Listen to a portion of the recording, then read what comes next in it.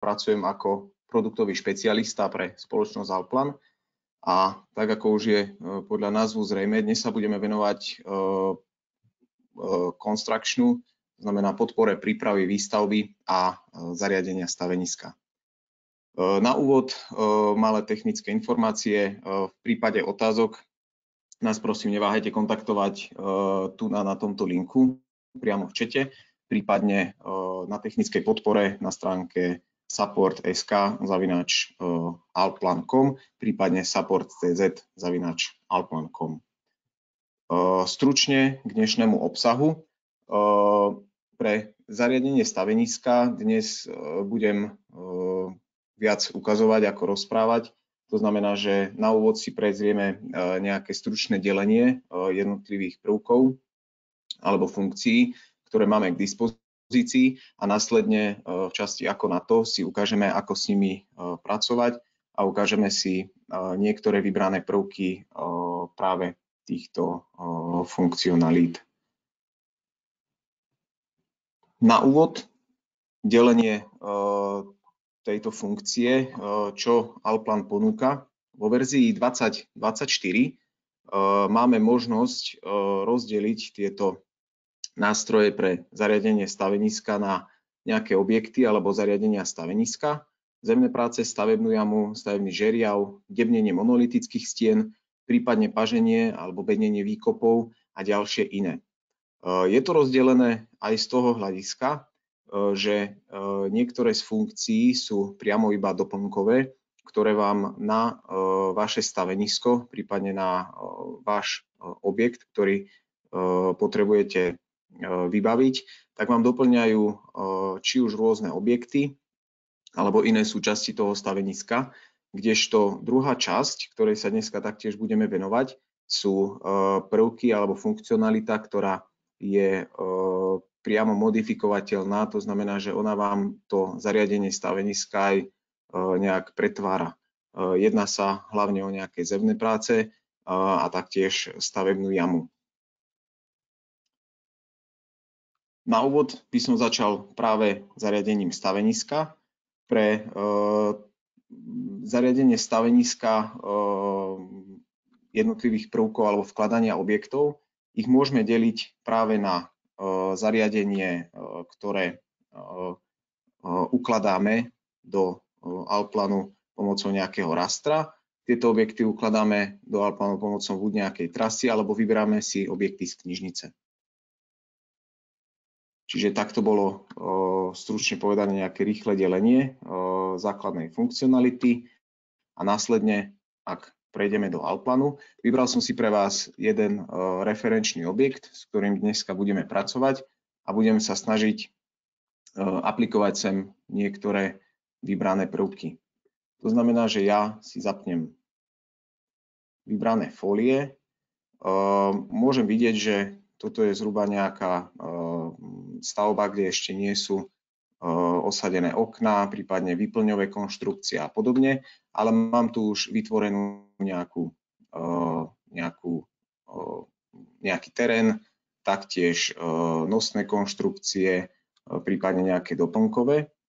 To znamená, že ja si tieto konštrukcie aktuálne môžem vypnúť a jedno, čo ma môže zaujímať, sú základy.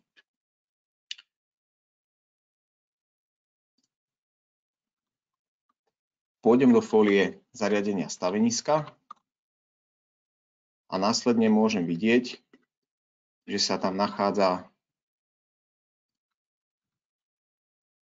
niekoľko častí zariadenia toho staveniska, ktoré môžeme reálne používať. Ja si tam zapnem ešte možno prvé nadzemné podlažie, aby to bolo zrejmé. Zariadenie staveniska sa nachádza v tejto záložke realizácia stavby a tomu, čomu sa budem aktuálne venovať, je zariadenie staveniska, ktoré ukladáme do rastru, taktiež podľa trasy, prípadne zariadenia staveniska vyberáme objekty priamo z knižnice. Ako prvou z variant zvolím zariadenie staveniska. Aktuálne vás v tejto záložke prepne do vášho účtu konektu, kde je potrebné, aby ste boli prihlásení a následne v týchto záložkách si môžeme vyberať jednotlivé objekty, ktoré budeme vkladať následne do fólií. Táto práca s týmito záložkami je veľmi jednoduchá. Sú rozdelené podľa niektorých objektov, či už exteriérových alebo interiérových. Taktiež sa tam nachádzajú objekty, ktoré vám môžu nahrádzať nejakú výkresovú dokumentáciu, hlavne skrz tých detailov. A taktiež sa tam nachádzajú funkcie, ktoré môžeme využiť ako modifikáciu nejakých textúr, prípadne povrchov. Táto funkcia, respektíve táto možnosť je historicky daná už aj v minulých verziách Alplanu. Ak pôjdeme do uloženia cez raster, tak my potrebujeme zariadenie staveniska vybaviť niekoľkými prvkami, prípadne objektami. Či už sú to nejaké kancelárske priestory, to znamená unibobunky, či už sú to kontajnery, môžeme si vytvoriť nejaký vlastný prvok, taktiež elektrorozvádzače, sila na spracovanie sypkého materiálu, nejaké mobilné toalety, palety, prípadne skladovacie boxy. Ako práca s takouto funkciou vyzerá? Následne pôjdem si osadiť napríklad kontajner 7 kubíkový na takéto stavenisko. Ja keď si to priblížim, môžem vidieť, že následne v tomto modifikačnom okne si upravujem jednak počet tých kontajnerov, ktoré sa tu nachádzajú, či už v smere X, Y, prípadne Z. Taktiež mám tam možnosť tieto kontajnery natáčať a nejedná sa o funkciu len tých kontajnerov, ale toto kontextové, respektíve toto modifikačné okno sa zobrazuje pri každej jednej variante toho, čo ja tu chcem vlastne uložiť. To znamená, ako príklad zoberiem si kontajner, môžem si to osadiť na túto plochu a následne, ak budem meniť počet tých kontajnerov, tak mne sa bude automaticky meniť počet tých kontajnerov, samozrejme aj v axonometrickom pohľade. Ak potrebujem rozšíriť počet kontajnerov v smere Y, prípadne aj v smere Z, tak ako môžeme vidieť, tá práca je relatívne jednoduchá. Jedno, čo je potrebné potom zrejme nastaviť, je hlavne odsadenie jednotlivých častí od seba. Na to nám slúži táto druhá časť tejto karty, kde ja si môžem zvoliť jednotlivý rozostup medzi týmito kontajnermi, či už v smere X, Y alebo Z. Natočenie týchto kontajnerov v tomto prípade bude pre mňa výhodnejšie dať takto a následne zmeniť počet kontajnerov v tomto smere. Bez problémov môžeme tieto kontajnery vlastne, alebo tieto objekty, ktoré tu ukladáme, osadiť aj cez tento uchopovací bod, prípadne modifikovať jeho natáčanie cez tento handles.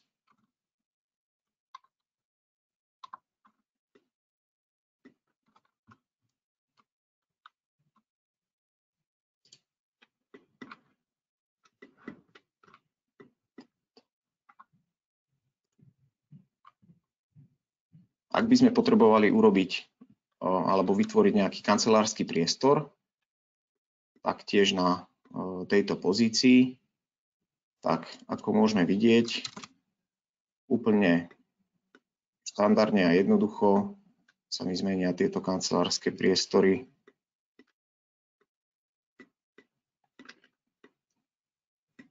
a osadia sa mi na pozemok. Následná modifikácia tohto objektu, ako môžeme vidieť, že je osadený krivo, cez dvojklik na daný objekt sa dostávame do jeho modifikačného modu a následne ho vieme takto meniť. Takto vyzerá osadenie objektov uložených do rastru a uloženie objektov podľa trasy môžeme rozdeliť na ukladanie nejakého oplotenia staveniska, prípadne dopravných obmedzení, oplotenia, respektíve využívania dopravných kúželov a podobne. Prečo líniové uloženie? Pretože vždycky, ak pôjdem uložiť napríklad takýto dopravný kúžel, tak môžem zvoliť dve varianty. Buď ich budem ukladať takto do polygonálnej ukladky a vyberiem si nakliknutím vždy nejakú trasu a následne sa mi tieto kúžele budú ukladať. Prípadne, ak chcem kúžele ukladať bodovo, tak môžem pomocou tejto funkcie ukladať kúžel takto bodovo. Funkciu potvrdím escapeom, následne tieto kúžele sa nachádzajú na mnou zvoleným, na mieste, ktoré som zvolil. Takto môžeme ukladať samozrejme aj iné dopravné obmedzenia, napríklad takéto červeno-biele vlastne zátarasy. Väčšinou by som toto mohol využiť napríklad na určenie trasy pre nejaké dopravné prostriedky, ktoré sa budú pohybovať po stavbe, prípadne na uzavretie nejakej komunikácie.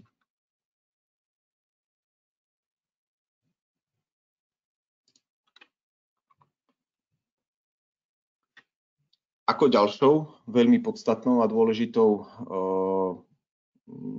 funkciou, ktorú Allplan obsahuje, je rozšírená práca s navrhovaním stavebného žeriavu. Táto funkcia nám umožňuje efektívne posudzovať nielen polohu žeriavu, ale taktiež vieme kontrolovať vzájomnú kolíziu medzi ostatnými žeriavmi, prípadne medzi ostatnými prvkami na stavenisku a taktiež vieme dodatočne kontrolovať únosnosť žeriavu a posúdenie zdvihu bremena. Ako na to? Znova sa presunieme do Allplanu. Ja si zvolím inú fóliu.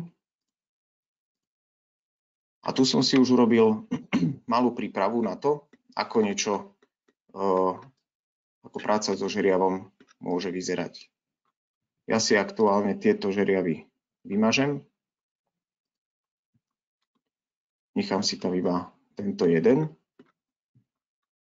A následne táto funkcia sa nachádza v ľavom hornom rohu. Taktiež sme v realizácii stavby a je potrebné v prvom rade si nejaký žeriav definovať.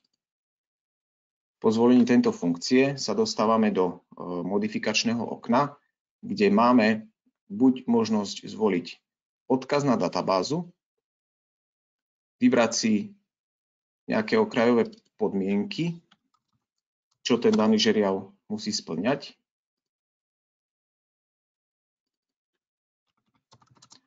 Kde si vyberám maximálne zaťaženie, prípadne maximálny dosah.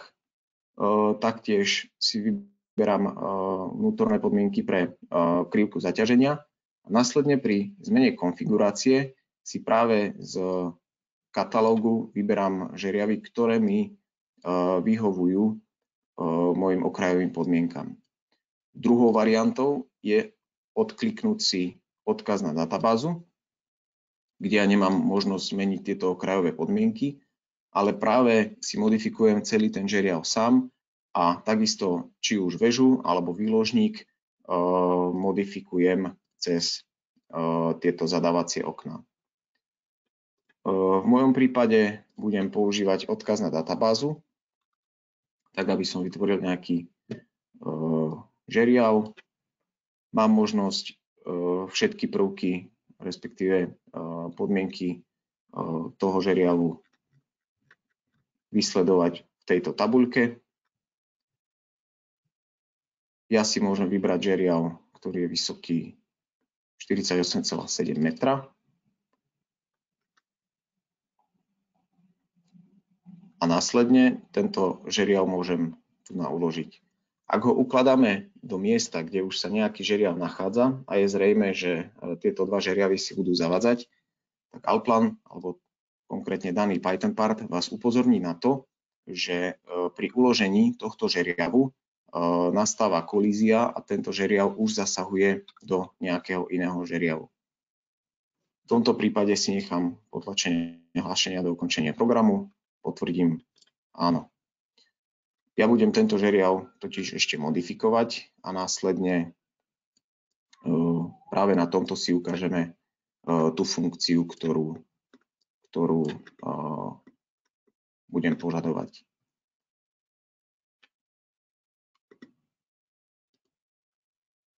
Ako môžem vidieť, ako náhle som si zaklikol odkaz na databázu, tak aktuálne ja nemám možnosť meniť tieto prvky.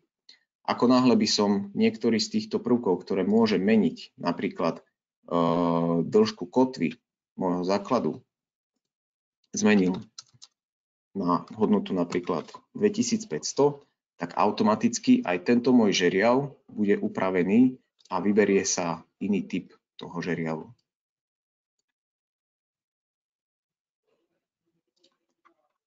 Taktiež máme možnosť potom pri klasickej modifikácii manuálnej meniť výložník a jeho hodnoty.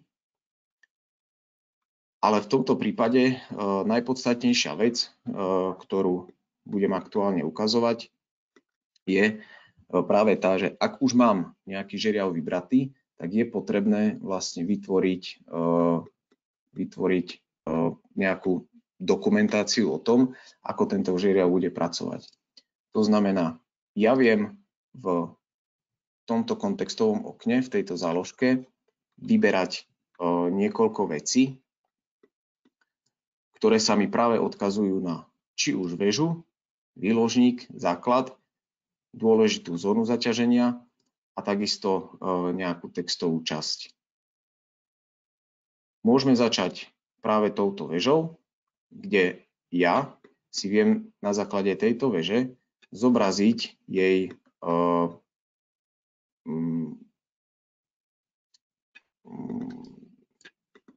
nejakú hranicu, ktorá táto väža má okolo seba, to znamená nejaký bezpečnostný odstup. Môžem si ju zobraziť tak ako v 3D, tak aj v 2D. Ako môžem vidieť, modifikácia sa prejaví automaticky. Ak prejdeme do výložníka, taktiež si môžeme zobraziť či už v 2D alebo v 3D bezpečnostný odstup alebo bezpečnostnú hranicu tejto konštrukcie.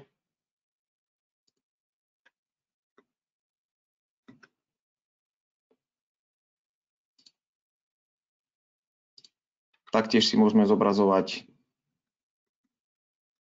základ a zónu zaťaženia.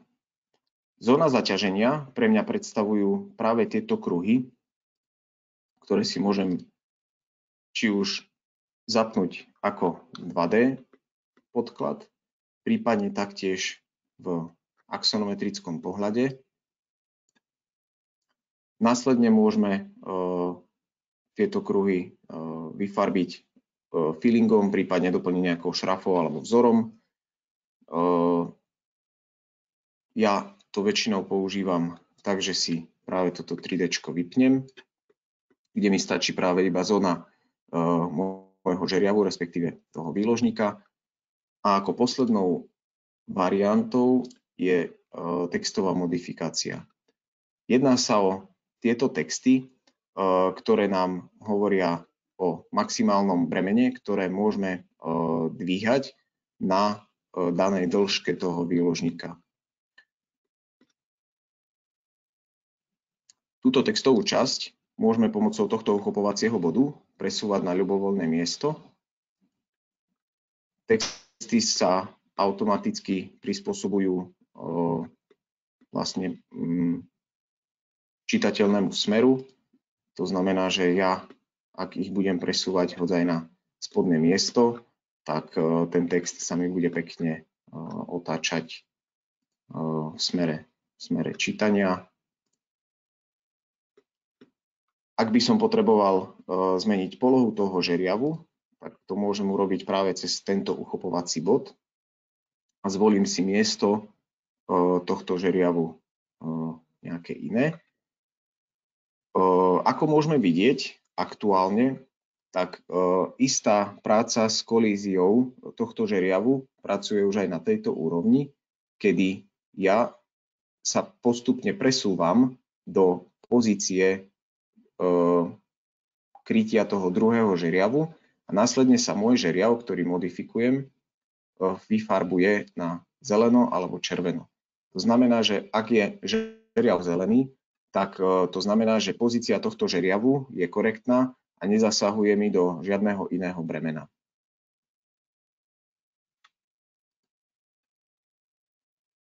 Ak by som znova išiel osadiť ten žeriav do miesta, kde mi vzniká táto kolízia, tak následne môžem vidieť, že program ma na to takisto upozorní.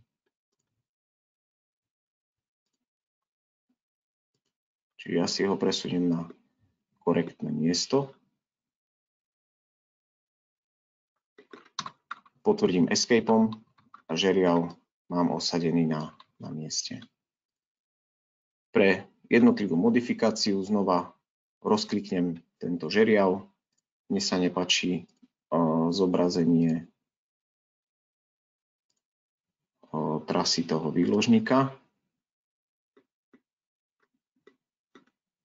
A taktiež si odznačím aj zobrazenie pre väžu.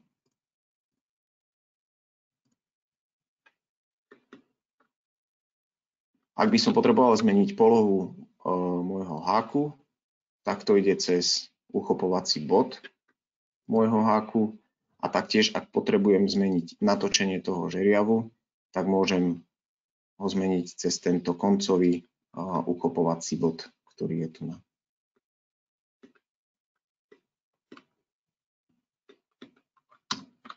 Funkciu vždy potvrdím escapeom a môj žeriav je na mieste. Ako druhou z funkcií, ktorú využívame takisto pri takomto väžovom žeriave, je využívanie kontroly kapacity. Čo to znamená? Ja už podľa týchto čísel môžem vedieť zhruba, že v tomto mieste pri dĺžke toho výložníka 22,5 metra mi daný hák zdvihne bremeno iba 4435 kg. Na základe čím väčšej dĺžky umiestnenia toho háku je samozrejme, že ten žeriav prenesie oveľa menšie bremeno. A ako by som to vedel jednoducho skontrolovať? Ja som si tu vytvoril dve bremená, ktorým som pridal atribút hmotnosti. Ako môžeme vidieť, jednotlivé bremeno, napríklad táto obyčajná kocka, mi váži 3000 kg, pre druhú kocku mi váži 1000 kg. Teraz si idem skontrolovať vlastne kapacitu toho môjho dvíhaného bremena, či je to bremeno schopné dvihnúť túto kapacitu, respektíve túto hmotnosť v danej polohe.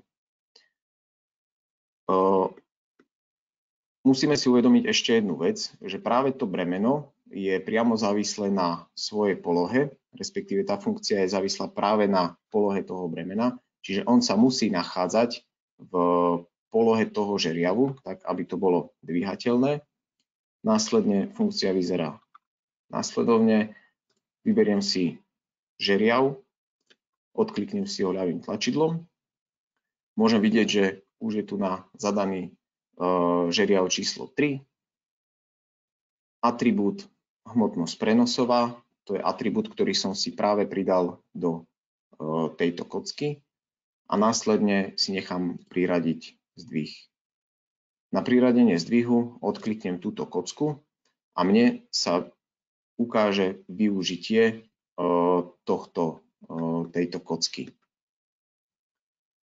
Môžeme si zadať druhú kocku a vidím, že využiteľnosť môjho bremena je 35%, následne, respektíve necelých 36%, následne môžem vidieť, že tá kocka je vyfarbená na zeleno. Ako som povedal, táto funkcia je priamo závislá na polohe tohto môjho bremena. To znamená, že ja keď si túto funkciu zruším a túto moju kocku presuniem na iné miesto, napríklad sem, a vytvorím si, respektíve zvolím si tú funkciu opäť, volím si žeriav, tak mám možnosť vidieť, že teraz aj táto druhá kocka spĺňa podmienky na to, aby ju tento žeriav mohol v tejto polohe dvihnúť. Čiže relatívne jednoducho si vieme odkontrolovať taktiež aj to, či ten môj žeriav, ktorý som si tam osadil, dvihne dané bremeno, ktoré sa na stavbe nachádza.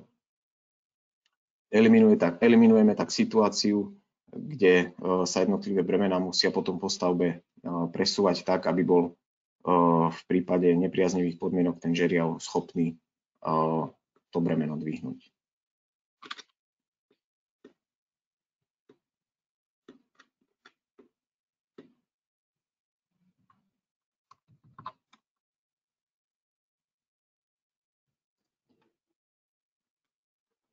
Ako s ďalšou funkcionalitou by som prešiel na pokročilú funkcionalitu pre navrhovanie výkopových prác. Jedná sa o tvorbu stavebnej jamy a nejakých jednoduchých výkopov, ktoré môžeme vytvoriť. Jedná sa o 2D reprezentáciu výkopovej jamy a taktiež túto výkopovú jamu si môžeme relatívne slušne popísať. Znova, ako na to, prejdem naspäť do Alplanu. Zvolím si požadovanú fóliu, napríklad stavebná jama. V tomto prípade si môžem vypnúť jednotlivé podlažia, ktoré sa nachádzajú v mojom zobrazení. Nechám zavrieť. A následne takto môžem vidieť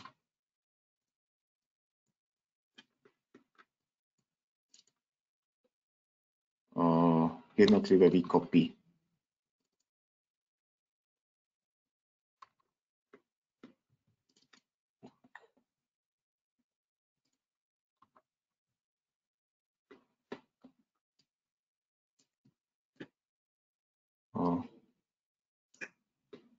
Skúsim sa preniesť viac do axonometrie a vypnem taktiež základovú konštrukciu, ktorú absolútne teraz nepotrebujem. Ako môžem vidieť, vytvoril som si tu výkopy. Jedná sa o jednoduchú svahovanú jamu a taktiež vyrihovanie základových konštrukcií pre liaté železobetonové pásy. Taktiež je tu na vedľa konštrukcia čiste iba rihovaného toho pásu. A ako na to? Postup je relatívne jednoduchý.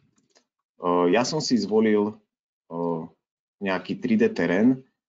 Musí sa jednať o 3D objekt, to znamená, či už z digitálneho modelu terénu viete vytvoriť 3D objekt, alebo potom klasicky cez nejaké roviny, prípadne obyčajnú kocku si vieme vytvoriť takýto 3D objekt, s ktorým budeme následne pracovať. Túto funkciu budem robiť do samostatnej fólie, ktorú som si pomenoval stavebná jama pozemok. Zapnem si základovú konštrukciu, ale iba na nemodifikovateľnú, tak aby som vedel zobraziť vlastne polohu mojich základov a vyriešiť tam výkopovú, respektíve vykopať tam tú jamu. Táto funkcia sa nachádza v karte terén, v záložke terén a odpovedá tomu karta stavebná jama.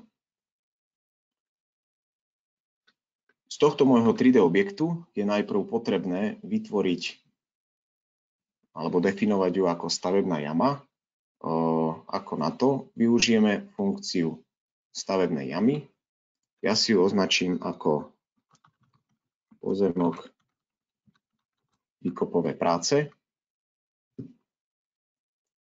Nechám si zaškrtnuté zobraziť nové plochy. Ak by som to nemal zaškrtnuté a začal by som tam vytvárať tieto výkopy, tak v axonometrickom pohľade by som mal možnosť vidieť celý môj pozemok, respektíve celý tento tvar, avšak v pôdorysnom zobrazení by sa mi zobrazovali iba výkopy ako nové konštrukcie, ktoré boli pridané do tejto jamy. Ja si to zobrazené chcem nechať, takže zaškrtnem práve toto zobrazenie, túto záložku. Automaticky si môžem priradiť taktiež aj povrch pre vizuál tej mojej jamy. Nechám si tam priradiť povrch napríklad hliny. Môžeme si tam označiť taktiež aj materiál, prípadne ďalšie jeho vlastnosti. V tomto prípade to nie je potrebné, keďže sa jedná len o nejakú ukážku, ale chcel som pripomenúť, že máme aj takúto možnosť. Môžem si odškrtnúť, respektíve odkliknúť to moje 3D teleso. Následne sa ma Outline pýta, či chcem vybraný 3D element aj vymazať.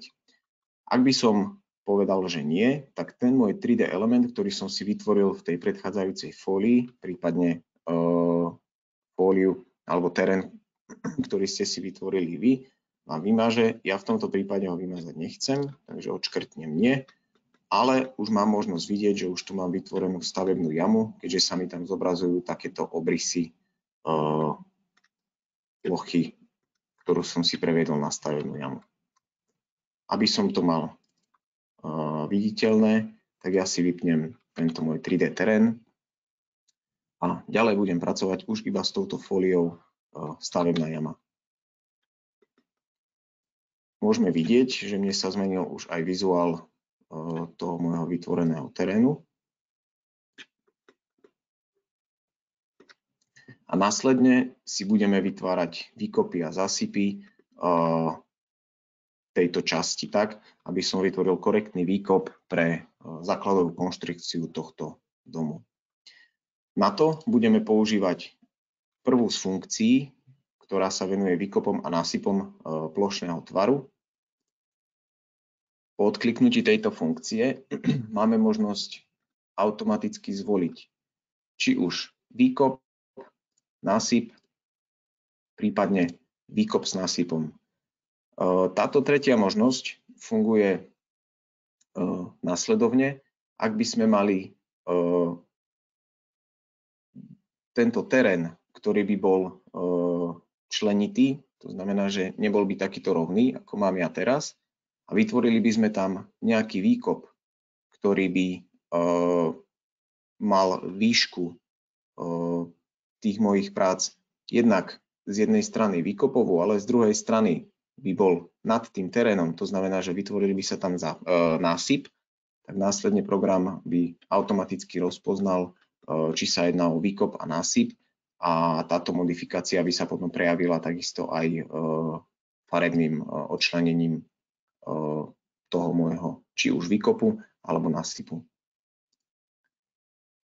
Pre dnešný príklad si vytvoríme výkop. Výška môjho výkopu je potrebné ju určiť práve z konštrukcie mojich základov. Ja viem, že potrebujem urobiť jeden plošný výkop, ktorý bude ohraničovať práve železobetónovú dosku, ktorá sa tu nachádza, a následne budem vytvárať dielčie výkopy, také rýhovanie, ktoré mi bude reprezentovať práve tieto základové pásy. Takže ja si vytvorím výkop, ktorý bude hlboký 600 mm. Je potrebné takisto dodať, že táto výška je priamo úmerná, respektíve naviazaná na nulu, ktorú máte zadanú vlastne v modeli.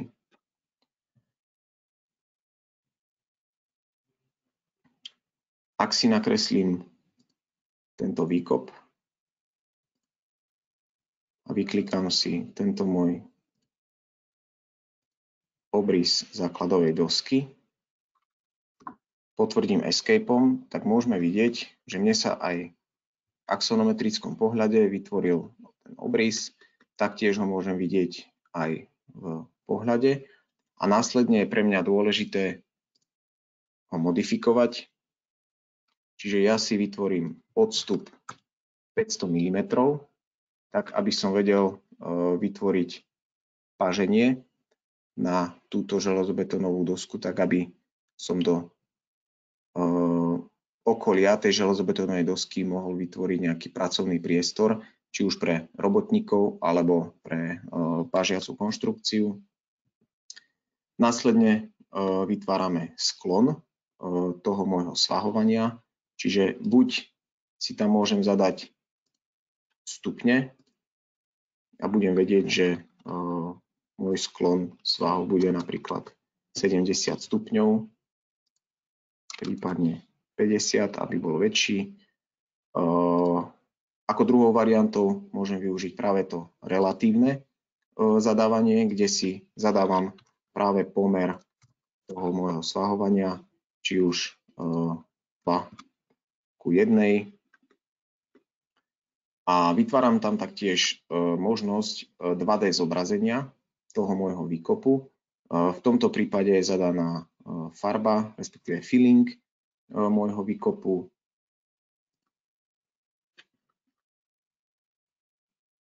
Napríklad nejakou takouto žltou farbou. Funkciu potvrdím escapeom. Pre prvý escape to znamená, že mne sa vytvoril tento výkop. Na základe týchto uchopovacích bodov si ho môžem ešte modifikovať. Prípadne, ak som sa sekol a potrebujem si tam doplniť nejakú časť, tak môžeme cez tieto body pridať a odobrať, vložiť či už bod, alebo kompletne celé zadanie. Vyzerá to nasledovne. Ja si odkliknem vloženie jedného bodu, zakliknem si hranu, v ktorom ten bod chcem pridať a následne ten bod môžem vložiť sem. Taktiež môžem tento bod odobrať cez túto funkciu. Druhým potvrdením escapeu sa vytvorí reálny výkop. A ja keď si vypnem túto základovú konštrukciu, tak mám možnosť vidieť, že práve tento výkop som dostal. Ak sa mi nepáči táto žltá farba, dvojklikom si ju môžem plne v pohode buď vypnúť, alebo ju vymeniť za nejaký či už vzor, alebo štýlovú plochu, prípadne šrafu.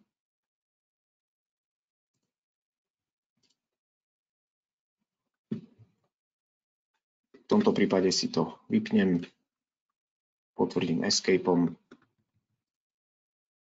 Znova si nechám zobraziť podklad mojich základov a následne urobím jednoduchý obrys taktiež cez funkciu výkop a násyp. Avšak v tomto dynamickom paneli si zakliknem pridávanie časti konštrukcií, odstup zvolím 0, hĺbku základu zvolím na spodnú hranu toho môjho výkopu. Následne môžem vidieť, že mne sa zmenilo už aj označenie toho základu a čo je pre mňa podstatné je, aby tá riha bola bez svahovania, to znamená, že uhol som si zmenil na 90 stupňov a využil som globálny sklon. To znamená, že po kreslení mojej konštrukcie bude tento uhol vlastne dodržaný všade. Následne môžem veľmi jednoducho vykresliť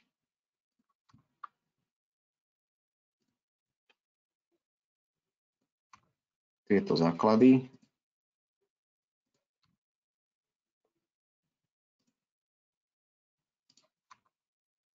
Vždycky funkciu potvrdím escapeom a následne kreslím ďalej.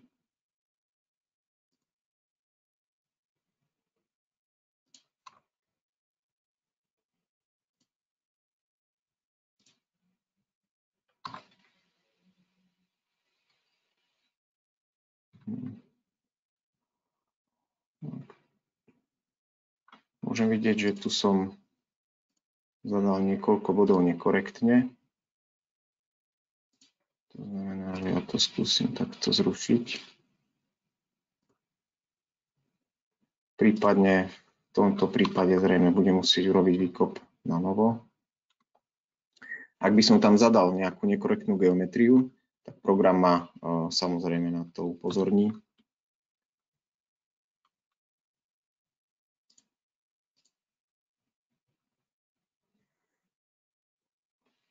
Funkcia má pamäťový efekt, znamená, že to, čo som si zadal tam predtým a vytvoril som už nejakú konštrukciu, tak následne si to program pamätá.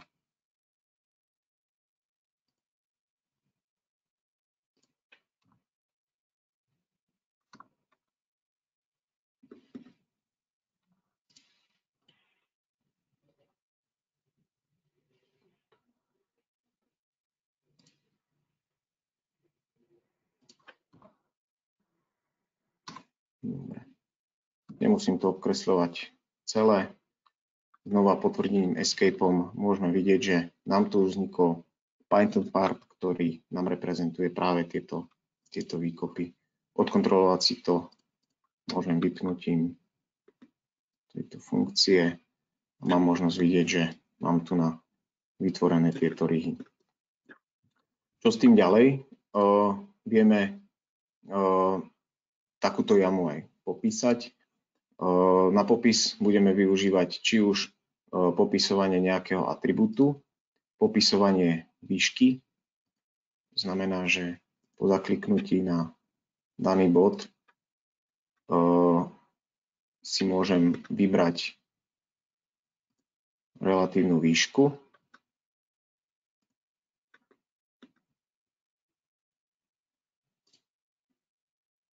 Či už v milimetroch, centimetroch alebo inej jednotke.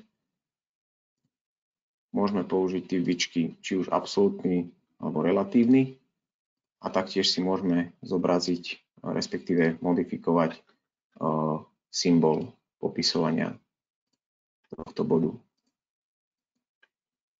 Následne môžeme popísať taktiež aj svahovanie.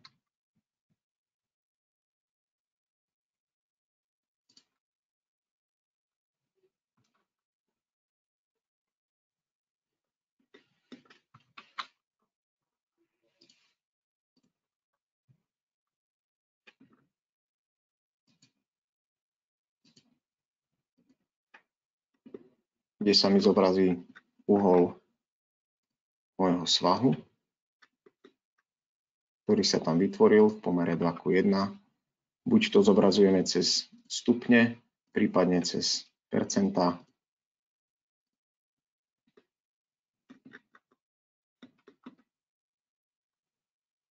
Pri zmene mierky sa nám budú meniť takisto aj popisové značky a tento popisový text.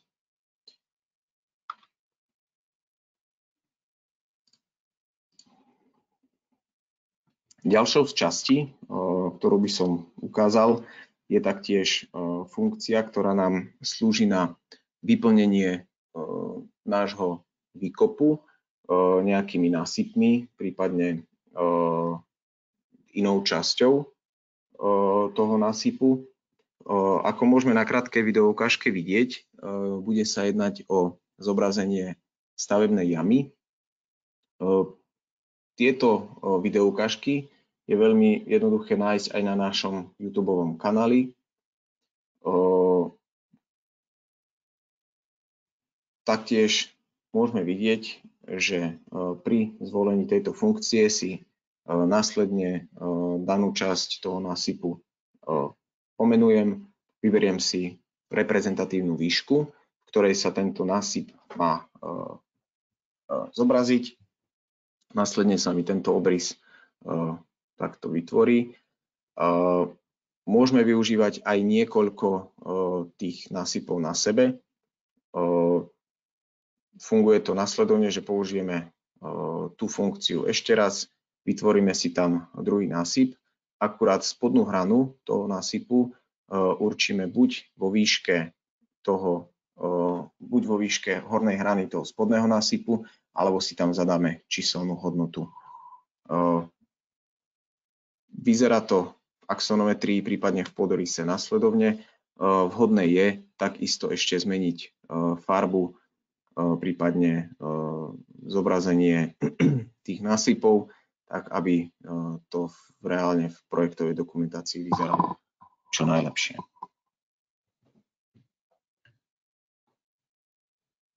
Ako poslednou časťou dnešného webináru by som sa chcel venovať vrtaniu, paženiu a kotveniu našich konštrukcií. Jedná sa o pokročilú funkcionalitu pre navrhovanie vrtaných pilot, stien a zemných kotiev. Budeme vytvárať vrtanú pilotu, šablónu vrtu, nejakú záporovú stenu a taktiež zemné kotvy. Ako na to? Znova sa vrátime do Alplanu, kde ja som si vytvoril už jednu reprezentatívnu stenu, ktorú budem používať. A následne môžem vidieť, že budem sa snažiť vytvoriť takúto konštrukciu. Táto funkcionalita sa nachádza hneď vedľa stavebnej jamy a volá sa stavebné inžinierstvo. Pri zvolení funkcie vrtanej piloty sa nám dostáva na zobrazenie jednoduché kontextové okno, kde máme niekoľko záložiek. Najpodstatnejšia je práve táto, kde si budeme vyberať, o aký typ tej danej steny pôjde. Či to bude vrtaná pilota súvislá, protínajúca sa alebo nesúvislá. Rozdiel je práve taký, že ja keď si ju nakreslím takto vedľa seba, potvrdím escapeom a následne ju budem takto modifikovať, tak budeme vidieť vlastne, čo sa bude s týmito pilotami diať. Ak pôjdem do nesúvislej, vytvorí sa mi tu externá stena a pribudne mi tu nová funkcia na zmeny či už osovej vzdialenosti, ale taktiež aj na túto výplň. Môžeme tam meniť takisto aj hrúbku tej výplne, prípadne jej dĺžku.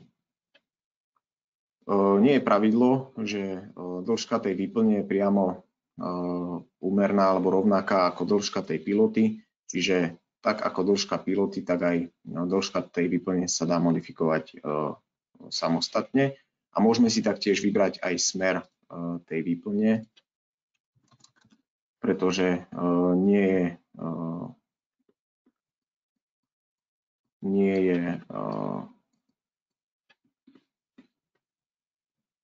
určené, že či tá výplň má ísť smerom nahor alebo smerom nadol. Taktiež tam môžeme cez tieto uchopovacie body jednotlivú stenu či už predĺžovať alebo skracovať, prípadne stenu cez tento uchopovací bod či už doplňať o ďalšiu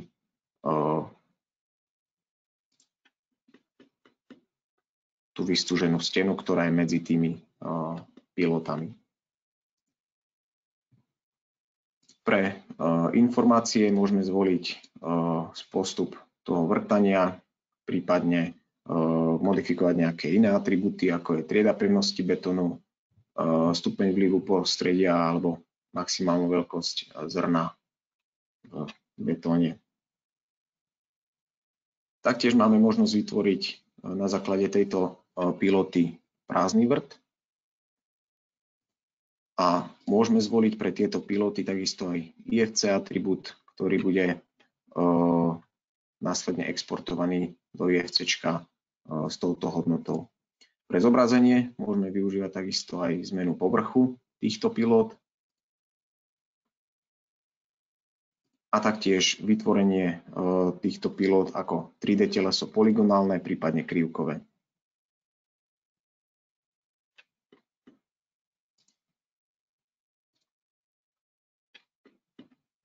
Funkciu potvrdím escapeom. Mám vytvorenú časť tejto mojej steny. Ak by som ju potreboval modifikovať z pozície, zoberiem si túto stenu kľudne cez tento uchopovací bod a presuniem ju na požadované miesto. Ako ďalšou funkciou môžem využívať záporovú stenu, kde sa jedná o veľmi podobnú funkciu, využívajúcu ale nejaké oceľové profily.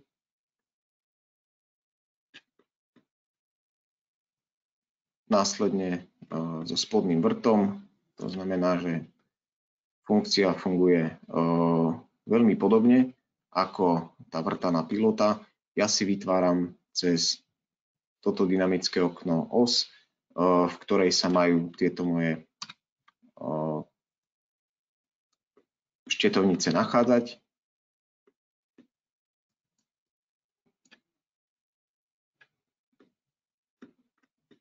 Následne môže prejsť k ich modifikácii, či budú vibrované, zatlkané, prípadne osadenie do vrtu, taktiež či budeme vytvárať prázdne vrty a modifikácia atribútov pre IFC entity.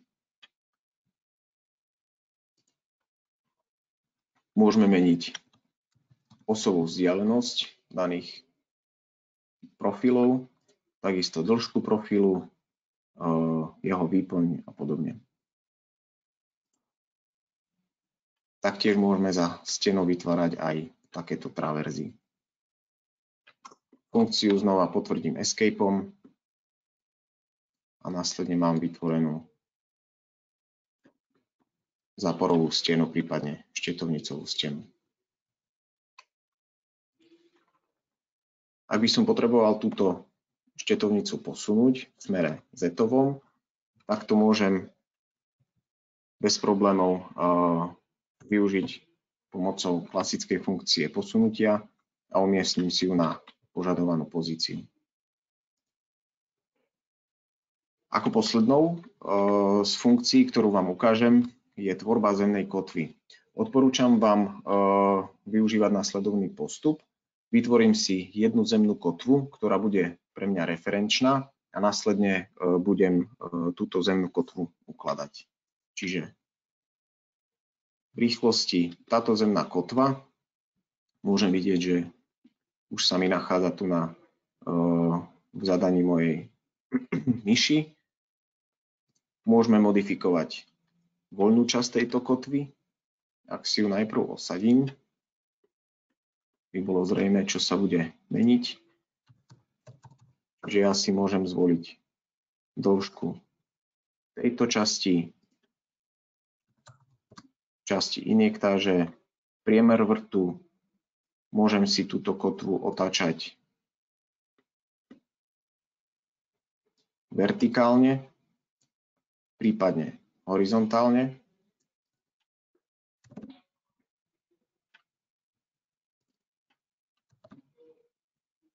Následne môžem využívať modifikáciu jej tiahla, či to bude tyčová kotva, prípadne lanová kotva.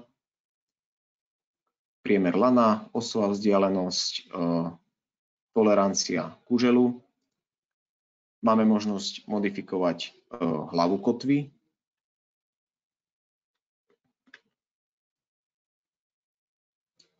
Všetky tieto zmeny sa dejú aj v axonometrickom pohľade.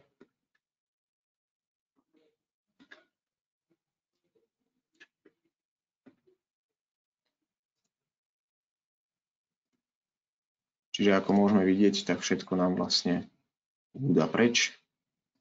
Nechám tam vytvoriť iba tento clean. Taktiež IFC entity, návrh pre nejaké kotviace sily, či sa jedná o dočasnú alebo permanentnú kotvu s ochranou alebo bez ochrany proti korózii a taktiež postup vrtania. Funkciu potvrdím escapeom a mne sa následne vytvorí takáto kotva.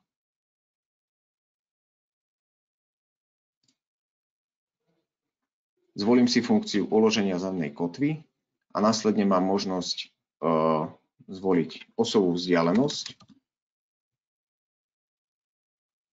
taktiež výškový rozdiel, zvolím si jednu kotvu, vytvorím si referenčnú čiaru, podľa ktorej sa moje kotvy budú vytvárať a nechám si cez toto tlačítko vytvoriť tieto kotvy vytvoriť.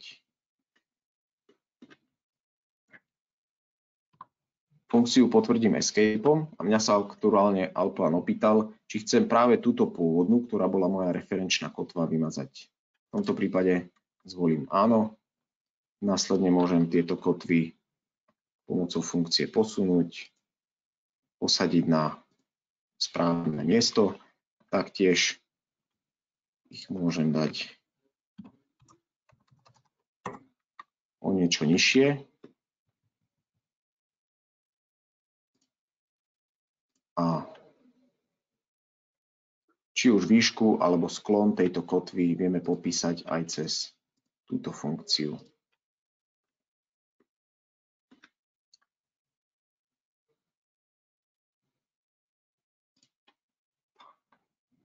Dobre, to by bolo z nášho webináru dneska všetko. Tak ako som na úvod spomínal, v prípade otázok nás samozrejme neváhajte kontaktovať. A taktiež vás chcem pozvať na webinár, ktorý sa uskutoční dnes o 14. hodine. Bude sa zameriavať na funkcionalitu add-onov nadstavby Allplanu, ktorú máme k dispozícii. Ja vám veľmi pekne ďakujem za účasť, ďakujem vám za pozornosť a prajem vám ešte príjemný zvyšok dňa.